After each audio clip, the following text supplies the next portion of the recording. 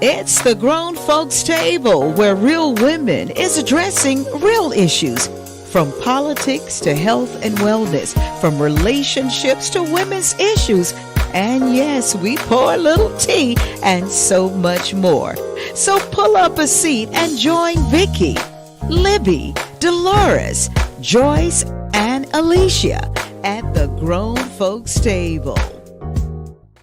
Welcome to the table. Welcome to the Grown Folks Table. Thursday nights, this is where you get all the action, and we thank you so much for joining us here at the Grown Folks Table. I want to say what's up to my sisters. How we doing? Hey. Now, some of us are representing in some vote T-shirts because we know the importance of the election that is coming up on November 8th. Absolutely. And because the Grown Folks Table is a responsible table, then we want to make sure that you get the correct information and information on the importance of this election and why you should exercise your right to vote and let your voice be heard going to the polls. I want to introduce Kimberly Carter, who is the executive director of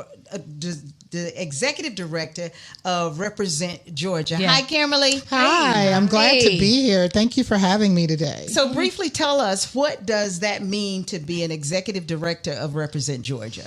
It means that every hat in Georgia is on my head during an election year. I manage and direct 3 organizations, a 501c3, 501c4, and we recently launched a PAC, the Peach Power PAC. So as you can see, passionate, powerful, and political. We are engaged in the work of improving this civic engagement pipeline and definitely turning out the vote, specifically the Black vote. Well, definitely, we thank you so much to come and empowering us on what this election means. And I'm gonna propose this question to you, but of course, it's for everybody at the table. We've got the November 8th gubernatorial and Senate races, the ones that are being talked about the most, that is about to happen on November 8th. What does this mean? What is this election? What is happening with it? Yeah. Well, first of all, we call this the midterm election because it's the presidential midterm. And so it's like, whoa, right? It seems like we just elected President Biden. Here we are at the midterm. And normally turnout for the midterms are low, right? Because the presidential is where all the money happens, all of the commercials, all of the activity.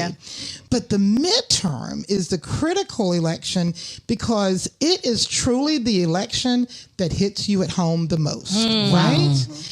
Everything that's happening in your community, everything happening in your household is happening in Atlanta, Georgia, under that gold dome, or happening at your local school board or your county commission. So this election, this midterm, is a critical election. What's at stake? Everything is at stake. Everything is at stake. The very enemies of our progress have risen in a way that we never imagined. We knew was possible. Because we understand these demons, the old demons. Right. So we understand the spiritual warfare that our ancestors and even ourselves continue in, right? Yeah.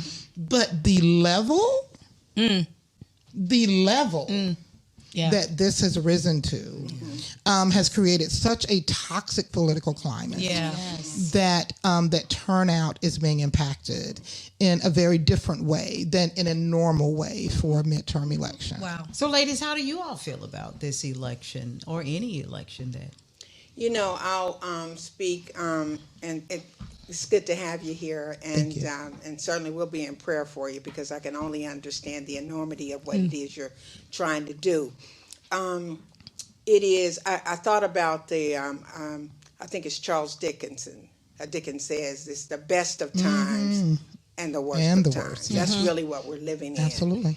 And it's almost like something has happened to turn us upside down, and where people the toxicity that's in our environment and our culture, and many of our young people, which they're critical to our success and our future. Our young people are giving up on the elections and the process. They don't believe in the democratic process anymore because they've seen how it's been perpetrating fraud. They've seen that people in high places have called good evil and evil good. It's all mixed up now. And they said, what the hell, was just why vote? And so I'm glad you're here to remind us that it's incumbent upon us, based on what our ancestors, the price that was paid with them to get us here, that we can't walk away. We can't give up. And I'm glad you said that. It happens on the local level. Yeah. Right. It happens right here among us. It's incumbent upon everybody to show up and vote. Absolutely. Absolutely. Yeah, it is a sad time that they're not taking it serious. Yeah. And I think because, as you were talking about, if it's not the presidential election, people just don't come out. And I know I work really hard with my organization to try to get out the vote. We're going into the schools, trying to get those who are 18, getting people registered, because it is at this level that you want to get out the vote and to get these people elected. Now, I do like that we have a lot of women running, absolutely. and a lot of women are up for re-election. Yeah. And so it's important to try to get them back in those seats. That's right. and those who are running in the seats. Absolutely. I think it's kind of sad and disheartening how we have a pawn in a chess game out there. I don't want to even call names, but a pawn in a chess game, and people are voting for this pawn because they don't want her, but they will pick him. Yeah. And those are things that's kind of sad that's happening now, and it's not about the right thing for Georgia. It's not about the right thing for just the country, period. It's what we're experiencing. It's becoming still this racism. This is the big part of election that is continuing to happen. The right people are not getting elected because of that. It's not that they weren't the best candidate, but because of the racism. And it's about, I know our governor elections is definitely about the pawn in the chess game. That's right. And they don't want her, so they're going to pick him. Yeah. So that brings me to this question then for Kim and everyone that's sitting at the table. What are then the voting risks that we are dealing with now? What are some of the issues and problems? Well, first of all, while we aren't necessarily counting bubbles in a soap bar or trying to figure out how many marbles in a glass jar, these voter suppression laws are definitely Jim Crow 2.0. Oh, yeah. They are Jim Crow Esquire. They are designed to reduce black voting strength, Turnout too. black power, black wealth, and literally the quality of black lives. And I think that's just how deeply we have to talk to people about it. And so this year, with SB 202, where any common citizen can go to the Board of Elections and challenge your eligibility as a voter. And the onus is on you to have to go to prove you are who you say you are and that you are eligible. In the county where this studio sits, in Gwinnett County, I was just at the Gwinnett Board of Elections meeting 2 nights ago, where 37,500 voting individuals, citizens here in Gwinnett County are being challenged. That's almost double the number it's actually double the number of people that Joe Biden won this state by. Hint, hint. And Gwinnett County is not only one of our largest and most diverse counties. Right. It has our #1 school system. Yeah. And it's definitely an economic boon for black wealth. Yeah. Yes. Right? So we have to be very careful and really watch what these people are doing. Absolutely. Because these challenges are happening in the counties that Joe Biden either won or that are heavily black and brown. Absolutely. Wow. So what I need everyone listening to this podcast to understand if you get a letter from your Board of Elections about your eligibility being challenged, take it seriously. Take it seriously. It's not junk mail. All you need to do is have your driver's license or some form of the 8 IDs and a bill or something of that nature. Some of our dear friends in this work, a lot of us changed our addresses because of the political violence we've been experiencing since 2020 and 2021's January 6th insurrection. So we all ended up on this change of address list. So the enemies of our progress, these organizations, these pop-up folks, right? And let me just say the clears.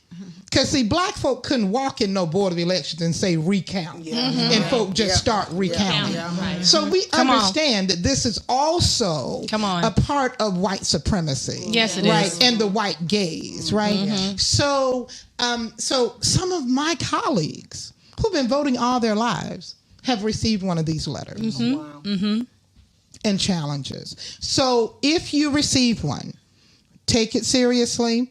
Call the Board of Elections, let them know, make an appointment, get some time to go in there, take your stuff and move on. Can we talk about strategy real quick? What would be, let's just say, for example, because we understand the demographics of the people that we deal with, that normally people are not checking their mail like that. So it could be possible that our people are receiving these letters and they haven't checked the mail or just kind of slid to the side. Or elderly. Right? And they're not informed, or elderly. So there is a population of people that are not checking the mail. Could it be that we have a different strategy? I'm just throwing this out there. This may be wrong. We do actually. Okay. Yeah. Could we just tell people to go back out and vote? I mean, not vote, register. Could we now? Is that wrong to say everybody go back and register, sure you're registered, or make sure that you're registered, or we change the messaging? Because sometimes we think that our messaging is simple and it's really not, because even the process, you would think just the process of registering to vote would just be simple for some people, and it's not. It's simple to everybody in this room, but for some other people it's really just not that simple. Well, it was different when we registered. It so was. yeah, so yeah. But the word that they're familiar with now, because it's taken us this time to get here, is to register to vote. Yeah. Could that not be a strategy other than going reconfirm, or validate your eligibility? Could it not just be let's everybody go back and re-register to vote? Because I'm just throwing that out there. Is that possible? Well, one of the things that I do, and this is in my family, friends, tribe, and it's about check your numbers. Just like we need to know our blood pressure numbers, our cholesterol numbers, and things of that nature. You need to, as we check the status of our blood pressure, of our, I even, because I suffer with fibroids, I even have to make sure that I check my blood hemoglobin. So we need to take on that same type of passion about checking our numbers, checking our voting status, going over to the MVP site on the Secretary of State's website to make sure that you're still there, right? Right now we have a coalition who we're calling. So we actually have those names and numbers as well. So we are calling those folks. We're canvassing. We're knocking on doors. Whenever this diabolical Secretary of State does another voting purge, we treat it like a ballot cure. Yeah. We're calling the people. We're knocking on the doors. We're offering them rights. We're doing everything possible because we know that these folk understand. When black women make up their mind that they're tired of an orange warlock in the White House, come on, we will turn out. You better say it, and he will be gone. Yeah. So these people understand that, and they understand that Georgia is. Hey, there's no more play in GA. Yes, right? You better tell it. We used to be red, but now we are burgundy, dark, whatever they want to call it. Yeah. They know that we are a serious threat. Yeah. And I'm so glad I'm so sorry. I just wanted to say, I'm so glad you mentioned that about Leader Abrams, because for this journalist, this corporation, that's what I call it. I know exactly what you're all saying. These folks don't have the same journalistic integrity as a Joyce Littell. Let's just be real. That's right. For the HAC, to on the front page. That's it. I know exactly what you're talking about. Print that level of misinformation Yes. and disinformation to suppress our votes even more. Yeah. Yes. Tells us we're not playing in the same playing field. So I'm so glad you mentioned strategy, because all of our strategies have to change. Well, and that's the thing that in that vein, that's the thing I think that's really very telling. If you watch a commercial, you see how deep and cutthroat and racist the lies are. You see what they are doing. They are drawing that line between them, quote unquote, and us. It's very clear. And let's not forget that they are now having this puppet. They got this thing now about getting these dummy puppets and putting them up for office. And now the strategy is get on TV and say that you're a dummy. Let's go ahead and be clear so that would not be an issue come debate time. Everybody know you're a dummy. You said you was a dummy. And so so debate is not going to count. What's going to count is the line. Us and them. It is. We've seen dirty politics. We understand that politics gets dirty. There's nothing new under the sun. But this level of dirty politics, in my personal opinion, it goes back to what our ancestors was fighting so hard. Absolutely. This looks like the same thing. It's just dressed differently. You know what, Libby? The thing is, and so much. This is a great conversation. Yeah.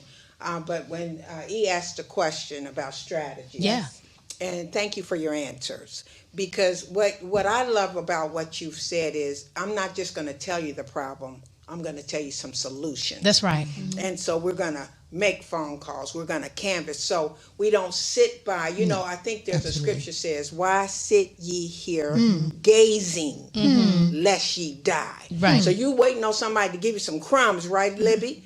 And you run the risk of dying, but you're saying we're going to go to the problem, we're going to attack the problem. So I thank you for that. But the thing is, Libby, we know that this thing has been here forever. Oh, sure. It just dresses itself up differently. Yeah. And sometimes we have been lulled to sleep while it was operating undercover sometimes. Absolutely. But the last, a few years ago when we got an occupant in the White House, it gave full permission. Yes, it did. Let it out. Yes, it That's did. right. Let it out, baby. It turned you Yes, on. it did. We don't have to hide it anymore. Yeah, open the And gates. that thing is bold. It's arrogant. Yeah. It is It is. unbelievable.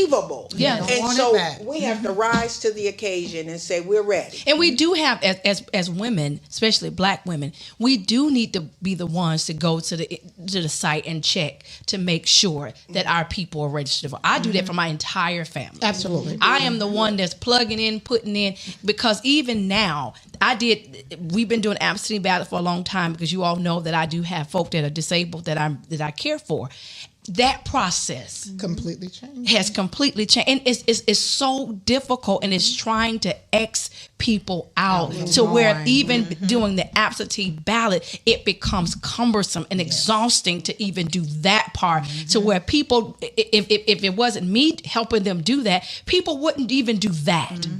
And then you changing these polling places, you combine polling places, and now the lines are long. You have people that are completely, they ride back. They've been working all day, and they see how, just because you've combined them, it's all strategy on that they're doing on their end to keep us from getting to those polls. And it's becoming difficult to encourage our community to let them know what the importance of voting is, and why we need to get out and do, and why we need to have a change of the guard, and why Leader Abrams, as you say, why it's so important to have her in office, and all the things that, we just looking at the lies. And what's so interesting to me, and then I'll stop talking, is that now we're seeing that even those who we support, they now saying we got to get a little dirty now, because they have said some stuff. So now we got to bring out that you beat your wife. Now we gotta divulge that, because you would not play the game by just, okay, we're both two candidates that that think that we have the merit to be able to be so and so. It's getting that way, and this you got them saying that Leader Abrams hate Georgia. Yeah.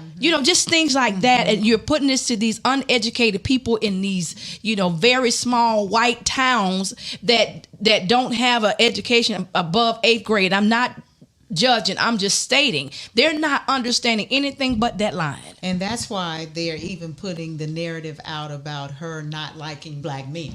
Yeah. And saying black men aren't supporting and all of those. That's because she's single. So when you hear these kinds of conversations, Kimberly, while you are on boots on the ground, then what is the dialogue then you need to say to our audience of people to dispel, what they're putting out about Leader Abrams? Yeah. Yeah. Well, first of all, I think one of the things that we need to be clear about is this. In 2016, when 94% of black women voted for Hillary Clinton, 85% of black men did. Yeah. So this whole idea that our brothers are not voting. Foolishness. Okay. Yeah. My friend Mondale Robinson started Black Male Voter Project, and their tagline is "Brothers be voting," and brothers do vote, right? But what we have to watch again is how white supremacy always wants to separate us as a black community. That's it. Always having us, pitted against one another, fighting against one another, and things of that nature. But let's be very real about these parties. Now, I'm going to tell you about me. I am not a party doll, so to speak. I'm a black progressive. I'm black. I'm blackity black. Okay. I'm so black. I'm black. Okay. Yeah. So I want to see black faces in all places where power is being I agree. discussed. Yeah, come on. Right. That's right. But these blacks that they choose on this other party have had no investment in our community. At all. No investment in the upliftment of our Puppets. community. That's my problem with who they choose. I don't need black faces in high places that don't center black folk. Right? Just to check the box that you just have to check won. the box. Right. Yeah. But in terms of our brothers, the party that black folk vote the most in has ignored black men. Yeah. Yeah. Yeah. Yeah. The messaging that has been used does not reach our brothers. You're right. We're in the barber shops. I like to go to the detail shops. I like to talk. I don't talk to black men about voting. I talk to them about issues. Right? That concern them. And then them. we can get to the voting part. Yeah. But I don't believe in shaming people about voting. Yeah. Because there's too much blood that's run down America's streets of our ancestors to shame anybody about voting. But I talk to them about issues. And black men are concerned about education. Yes. Okay. They are. But not necessarily what trans kids are dealing with in the classroom, but what our children are dealing with. Yeah. The school to prison pipeline and things of this nature. Yeah. Black men are concerned about how municipal dollars are being used to help our young people, right? Recreation centers and things that they remembered that help them. Yeah. Black men aren't only concerned about criminal justice, right? Yeah. But we do have to understand that part of the numbers that we don't see in black men is because of mass incarceration. That's right. There's still about 2 to 3 million black men behind bars in this country, right? Who don't have the right to vote. Absolutely. So when we really, boil down and dig into the issue, right? We've heard Leader Abrams talk about her brother more than one time. Yeah. Right? We've heard her talk about the influence of her father on her life. Yes. So this narrative, right? She's even had several chiefs of staff that were black men. Yeah. There are black men on her campaign. Yes. Yep. And she has black political strategists who are men. Yeah. A black man is her pollster. Yeah. But this narrative is yet another attempt to divide our community. That's right. Yeah.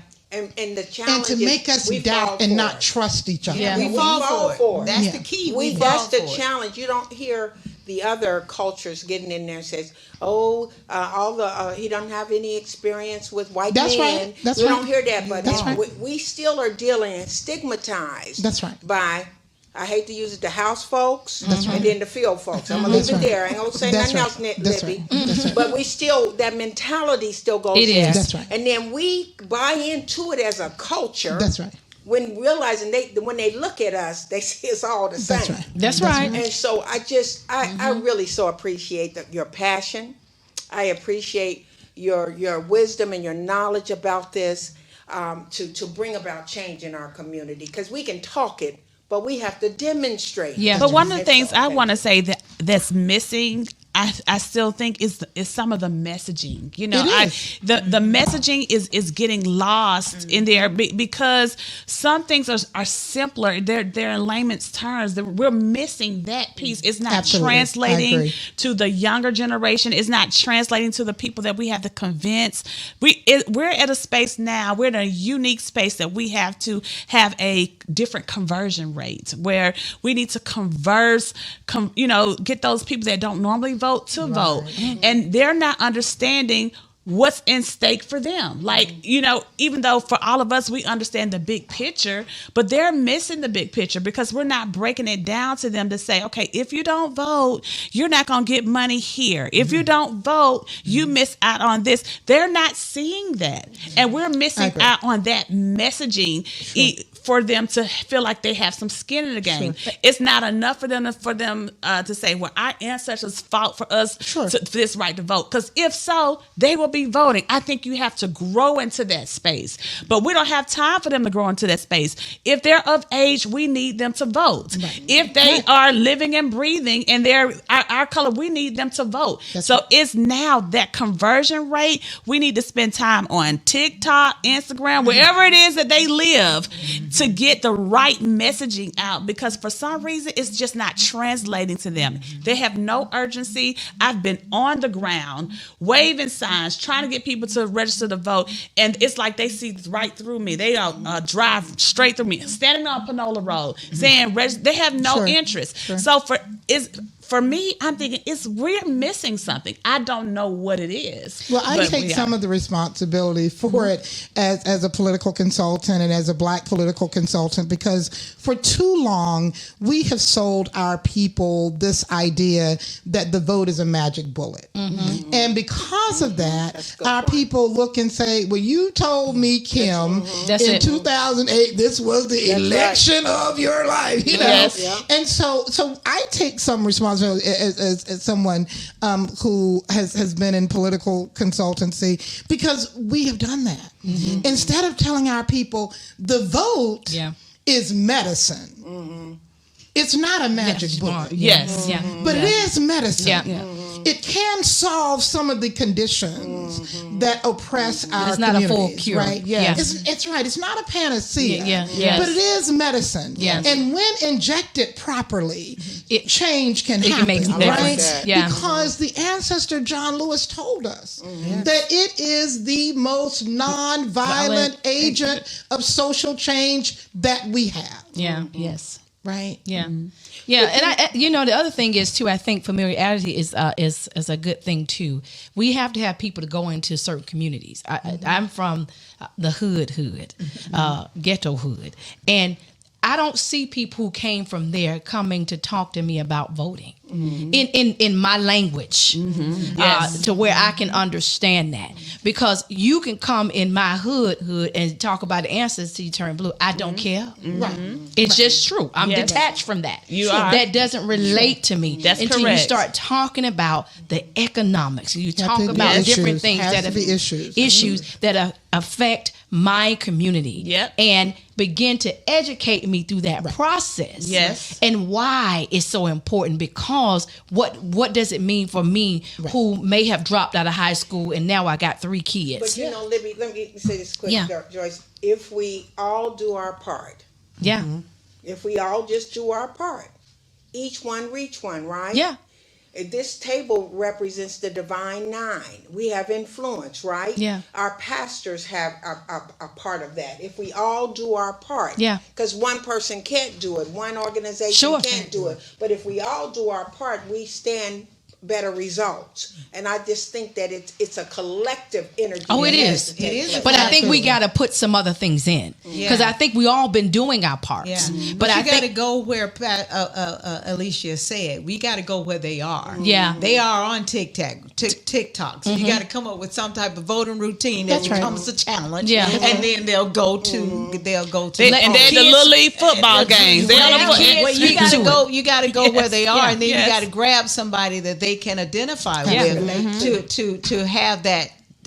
To give that conversation back to them. in my niece class, they talked about this, and my niece was able to speak to it because she has talked to me. Right. So in her class, she was encouraging people who are seniors to register and vote, and she was telling them why, and she began to give all of this information. I think that's key. That you have one of your peers also can speak the language. Yes. Yeah. So we only have a couple of more minutes. Okay. So Kimberly, I would like for you to speak on what early voting and why is it important for us to do that.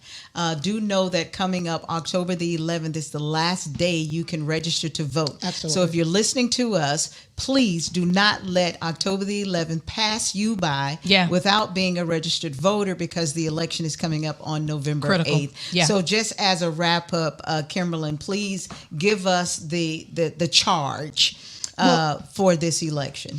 Well, early voting is so critical because of these voter suppression laws. You can't fix an issue on Tuesday, election day. So voting early, taking advantage of those early days, taking advantage of Saturday and Sunday voting gives you the opportunity that if there is a problem that you're having or a problem that Mima is having, or you're a college student with getting their vote by mail stuff done, you can take care of it in the early voting time period. That's good. Okay?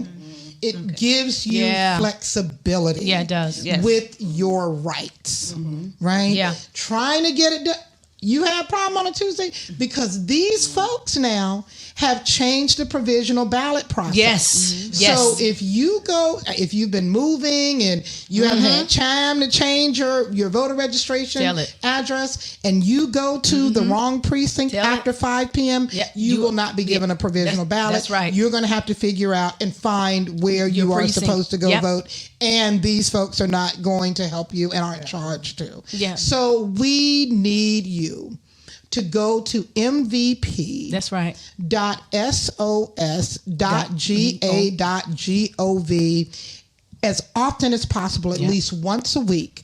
I need you to check your voter status. Right. I need you to become the precinct captain of your family. Come on. And I need you to check everybody's. Your mama, your sister, and your boyfriend too. So we need you on board. That's right. We just finished the Black Youth Renaissance tour that I designed with some friends of mine. We stopped on every HBCU. We've stopped on every HBCU campus in this state in the past 7 days, because we know when Black youth vote, we win. Yeah. And we want our young people to know that they are seen and that they are heard. Let me tell you, our young people are fired up. Come on. And I need you to get as fired up. Yeah. Because the enemies of our progress, they can't win and they will not win as long as we vote and place a demand on power. Yeah. You heard it. On the grown folks table. We ain't playing with y'all. With this voting, we're not playing. You know the significance of it. You know the power that it has. And you want your voice to be heard. Then that is one of the ways in which you can do it. So please, the grown folks table, everybody around this table is encouraging you, encouraging your family, your friends, and what Kimberly said, your boyfriend to That's right. get them out to vote. And we thank you each and every Thursday to listen to the grown folks table on all platforms in which you entertain your podcast. Yes. Please follow us. Please engage with us and do what we tell you to do. Go vote. Go vote. Go vote. Vote, baby, vote. Thank you and good night. Good night. Good night.